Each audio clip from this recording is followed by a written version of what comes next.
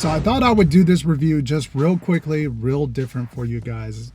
This movie doesn't even deserve the big setup that you guys normally would see me with, better sound and, in the studio with the cool lighting and stuff. This doesn't deserve that. Let me tell you about 2020's The Grudge.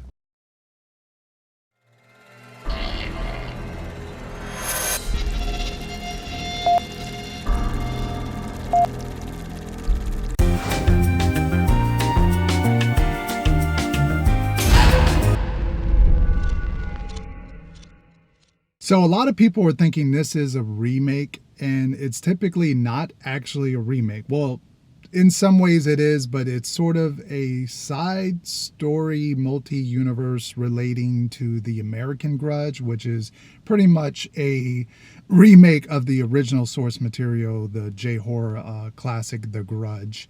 And let me just say that right off the bat, I actually like the American Grudge movie with Sarah Michelle Gellar. I actually enjoyed that one. This one, on the other hand, this ain't it. This is not it. If this was their attempt to sort of reboot The Grudge and make people want to watch some more J-horror, or maybe they were hoping to kind of branch out like the Conjuring universe and do more of these, this is not the way to do it. This film has multiple problems, and it's not just because The Grudge itself is a sort of this older concept that kids nowadays that go to movies don't quite understand or care about J-horror in that aspect. This is a older property that needed to have some sort of rebuilding status done to it, and just to come in years later and try to rehash off of a American remake that actually did pretty well with a star that was, around that time well known. This one, you get some actors and actresses that you may have seen before, but you don't really have that much care for. The scares are not that good. It doesn't even feel like a Grudge movie to me, and maybe that's the biggest problem.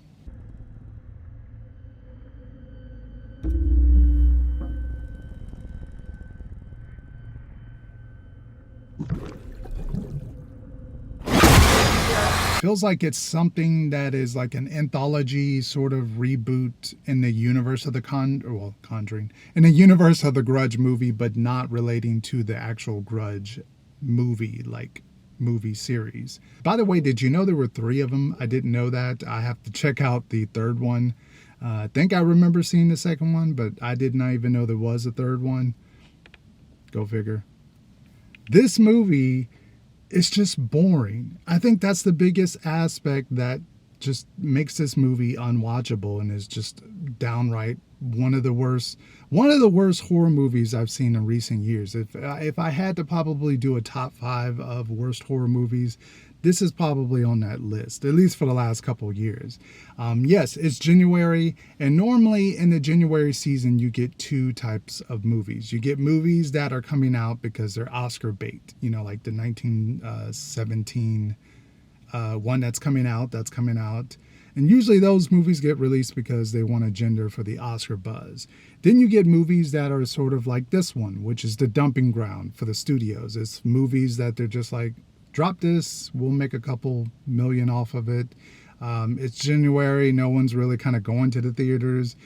It will grab, obviously, some of the audience. So that's the type of movie this one falls into.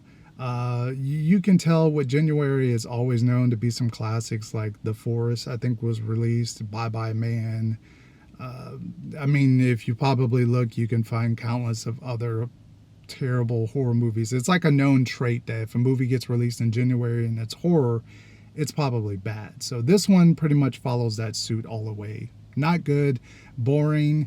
And in fact, the Spanish actor who is in this movie also plays the father priest character in the Conjuring The Nun movie.